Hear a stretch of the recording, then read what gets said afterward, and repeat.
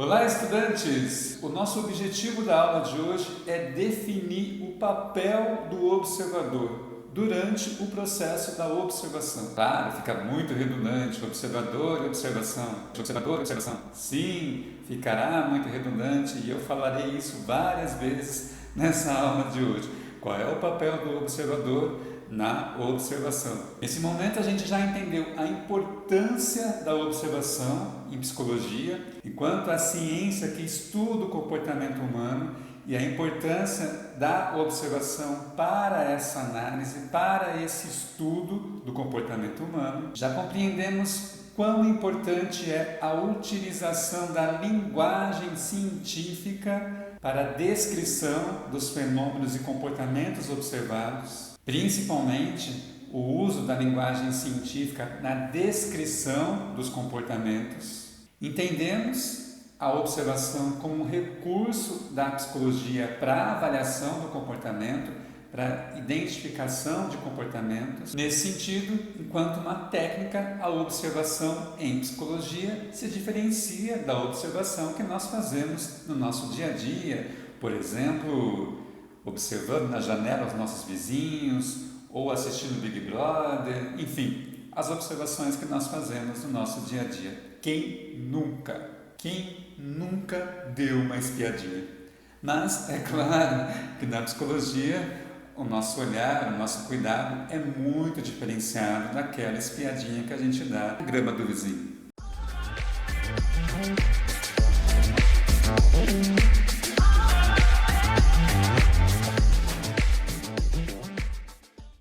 Mas então fica essa pergunta na aula de hoje. Qual o papel do observador? Qual é a função do observador?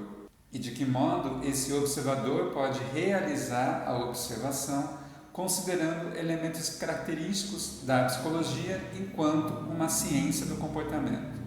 Independente da técnica utilizada, se essa observação vai ser participante, relação mãe-bebê ou observação sistemática, alguns itens são extremamente importantes para a realização da observação. E eu listei 10 comportamentos importantes nessa videoaula. Sabe aqueles vídeos que vocês veem aí na internet?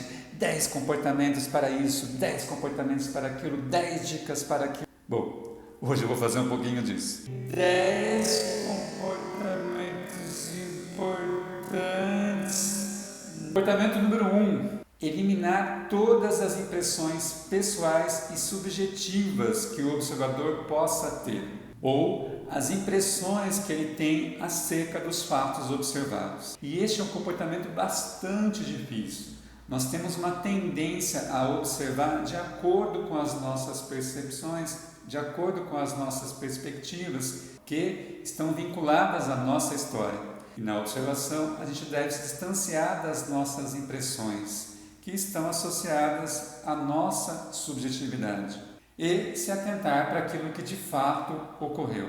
Então, o primeiro cuidado é em relação às impressões pessoais do observador. E aí a gente chega para o comportamento 2. O observador deve descrever aquilo que observou, ou melhor, os indicadores comportamentais de um estado subjetivo.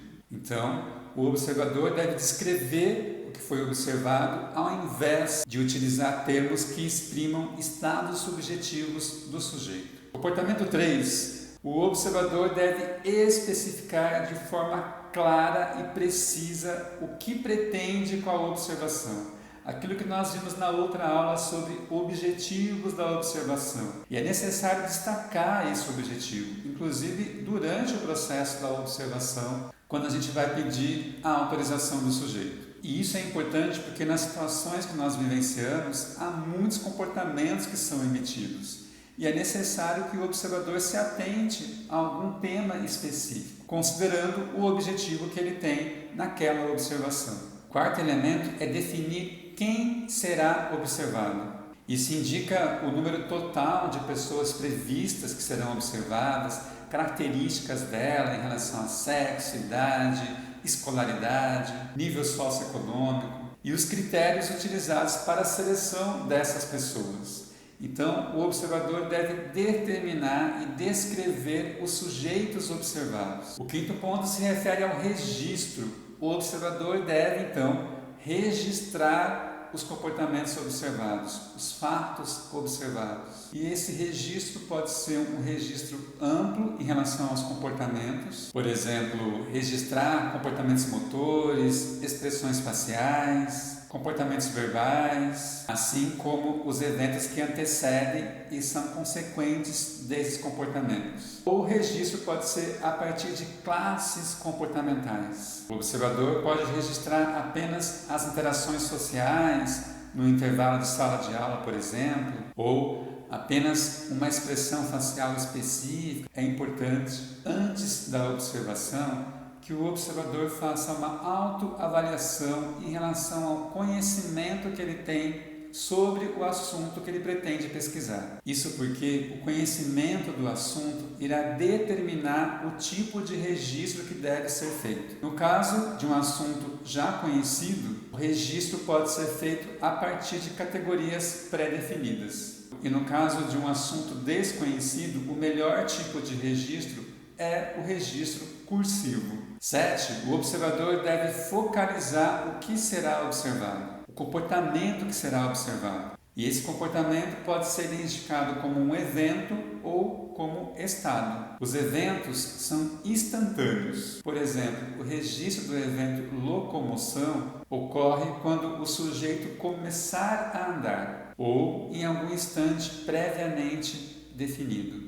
Os estados, por sua vez, têm uma duração mais longa. O registro do estado da locomoção ocorre durante todo o período em que o sujeito se locomove. Então é importante definir se vai ser avaliado os eventos, ou seja, as mudanças, ou os estados, ou seja, aquilo que acontece durante o período de tempo.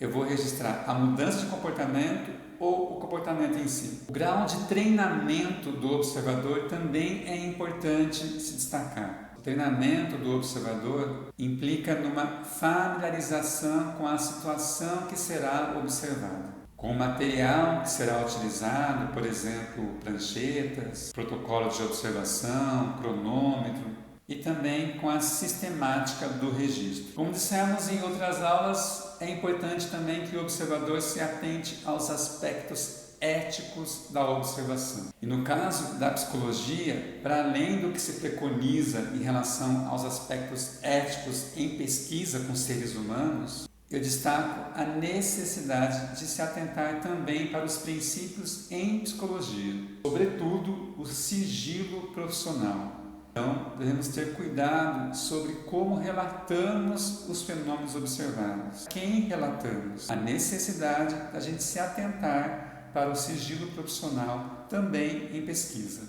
Pense assim, eu estou me formando em psicologia e na psicologia um princípio muito importante se refere ao sigilo profissional. Então, já no começo da faculdade, eu devo me atentar para essa questão e não compartilhar com outras pessoas aquilo que é observado nos estágios que a gente realiza. E por fim, a 10ª dica, como já mencionamos em outras aulas, a necessidade do observador estar neutro na observação. Isso indica a atenção dele de intervir o mínimo possível no ambiente observado. Ou seja, o observador deve evitar estabelecer contatos com os sujeitos observados, para que não interfira, para que não influencie os comportamentos deles.